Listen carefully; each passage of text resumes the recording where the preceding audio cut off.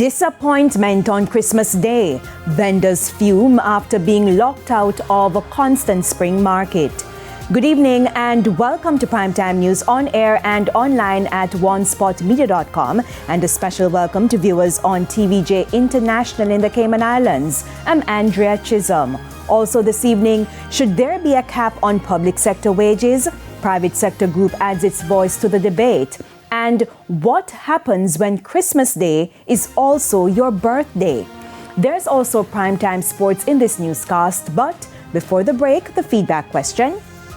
We're asking, what was the highlight of your Christmas Day celebrations? Share comments online, facebook.com/televisionjamaica, and post on X at tvjnews Center. Stay with us. Primetime News continues right after this break.